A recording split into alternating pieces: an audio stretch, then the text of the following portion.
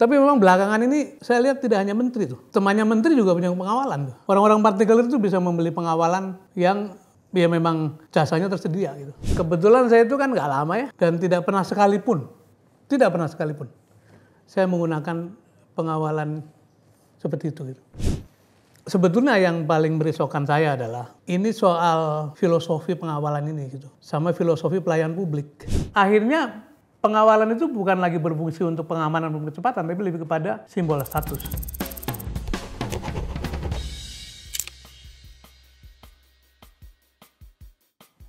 Assalamualaikum warahmatullahi wabarakatuh.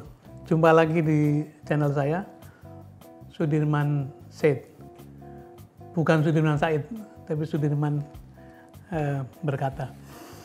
Satu channel pembelajaran publik yang berusaha melihat segala sesuatu dari kacamata kewajaran, kepatutannya. Dan kali ini kita mau ngomongin RI 36. Masih ingat RI 36 ya? Tapi kita nggak kepengen melihatnya dari kacamata nyinyir dan sebagainya, tapi kita jadi jalan keluar. Kita tahu beberapa waktu lalu tuh ada mobil dengan plat khusus pejabat tinggi negara, nomornya RI 36. Ramai dibicarakan netizen lantaran patwalnya arogan. Jadi patwalnya itu nyetop kiri kanan, sempat terlihat di foto, di video, nunjuk-nunjuk pengemudi yang kebetulan pengemudi kendaraan umum tuh, karena platnya kuning. Dan akhirnya netizen membuka ini semua, diketahui bahwa plat nomor itu rupanya plat yang digunakan oleh utusan khusus Presiden bidang pembinaan generasi muda dan pekerja seni, yaitu Raffi Ahmad. Pertanyaannya, memang harus pejabat selalu dikawal gitu? Sewajar apa tuh? Bagaimana kewajarannya gitu? Sebelum saya menyampaikan pandangan saya pribadi, ada satu undang-undang, yaitu Undang-Undang Nomor 2 Tahun 2002 tentang Kepolisian Negara beserta tugas pokoknya. Antara lain memang ada ruang atau ada satu fasilitas atau tugas bahkan yang harus dikerjakan oleh Polri sebagai pengawal, dan yang memang digariskan secara clear itu pengawalan diharuskan diberikan kepada presiden, wakil presiden, dan tamu negara. Nah selebihnya kurang lebih itu dijalankan sesuai dengan keperluan. Sekarang kalau saya ditanya, memang harus selalu dikawal. Kebetulan saya pernah jadi menteri kan. Pertama, pengawalan kalau dilihat kebutuhannya kan ada dua ya. Satu, pengamanan. Tadi seperti presiden, wakil presiden, tamu negara itu mesti dikawal karena pengamanan kita. Yang kedua soal kecepatan kan, supaya bisa jalan robos ke berbagai tempat dengan cepat tanpa hambatan. Beberapa kali terjadi kesalahan masuk ke jalur busway atau jalur yang berlawanan, itu juga ekses. Nah soal kecepatan ini, kalau presiden, wakil presiden dikawal haruslah. Menteri menurut saya tergantung kebutuhan gitu. Zaman dulu tuh menterinya Pak Harto tuh jalan pakai mobil sendiri aja. Memang ada tulisannya. RI 1, RI 2, zaman dulu B1, B2 itu presiden wakil presiden, B12 siapa itu jalan sendiri ya tanpa ada pengawalan zaman dulu. Tapi memang belakangan ini saya lihat tidak hanya menteri tuh, temannya menteri juga punya pengawalan tuh. Orang-orang partikelir itu bisa membeli pengawalan yang ya memang jasanya tersedia gitu. Bahkan pengusaha-pengusaha sekarang juga punya pengawal patwal seperti itu. Nah, jadinya tidak bisa dibedakan mana yang betul-betul punya hak dan tidak punya hak, tapi juga mana yang betul-betul memerlukan urgensi nggak urgen. Saya ditanya, lu bagaimana waktu jadi menteri gitu? Kebetulan saya itu kan nggak lama ya, hanya 23 bulan. Dan tidak pernah sekalipun saya menggunakan pengawalan seperti itu gitu. Kecuali satu, yaitu ketika menjadi namanya minister attendant, jadi menteri yang menemani tamu negara. Yaitu pada waktu Menteri Inggris datang ke Indonesia tahun 2015 kalau nggak salah, saya ditugasi menjadi menteri yang mendampingi kemana-mana. Tentu saja harus ikut pada rombongan tamu negara itu, jadi saya ikut dalam rangkaian yang pakai sirine, pakai pengawalan segala macam. Terus bagaimana cara menyiasati supaya saya rapat datang tidak terlambat? Saya sangat sering datang di rapat, terutama rapat kabinet itu 15 menit sebelumnya atau 30 menit sebelumnya, dan duduk di warung kopi dekat istana. Pokoknya kita datang lebih cepat aja.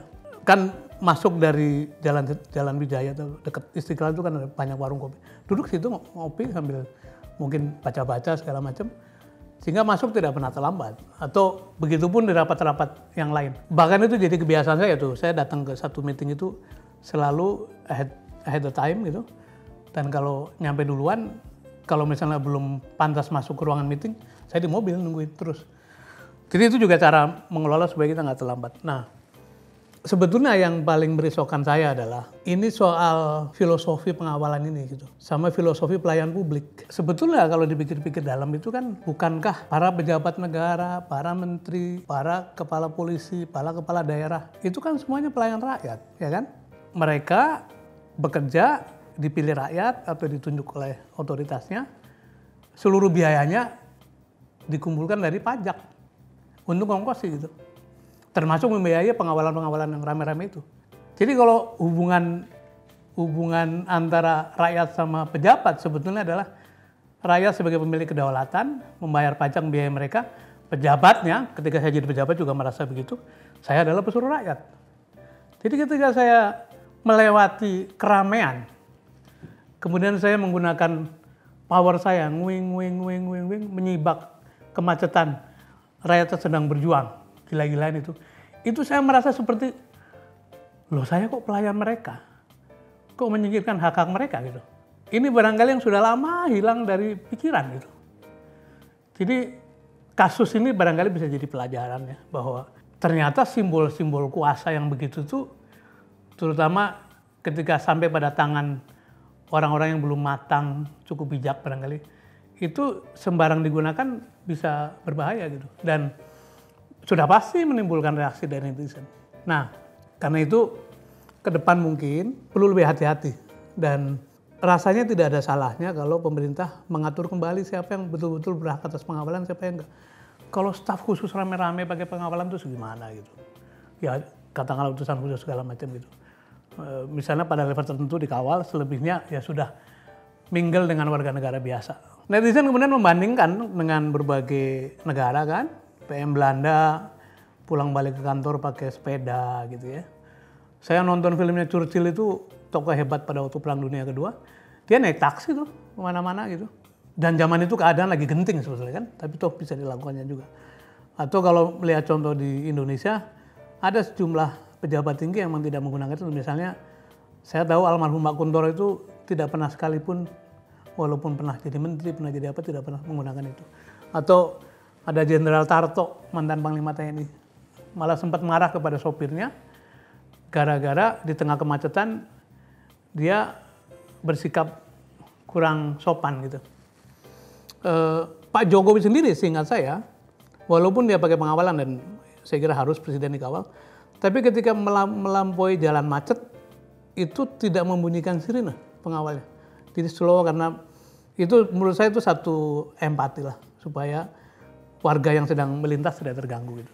Nah, kembali pada apakah harus betul dikawal, menurut saya sih mesti dipilah-pilah.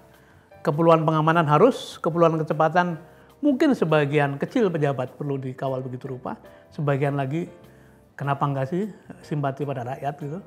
Beberapa contoh yang lucu-lucu misalnya, di kota kecil penduduknya 200.000, Pak Wali Kota mau pulang malam-malam jam 9, jalanan sepi kan? Tapi masih juga pakai nguing gitu. Itu kan akhirnya pengawalan itu bukan lagi berfungsi untuk pengamanan dan kecepatan, tapi lebih kepada simbol status. Simbol-simbol status yang berbau feodal ini menurut saya sih di negara demokrasi harus dikurangi. Kenapa? Itu uang rakyat juga. Masa rakyat disuruh iuran untuk mempertahankan simbol-simbol feodalisme seperti itu. Jadi mudah-mudahan Mas Raffi Ahmad belajar dan yang lain juga belajar bahwa tidak mudah atau tidak gampang menggunakan simbol-simbol power dan bisa menggunakannya lebih bijaksana. Terus jaga kewajaran. Sampai ketemu di topik yang lain.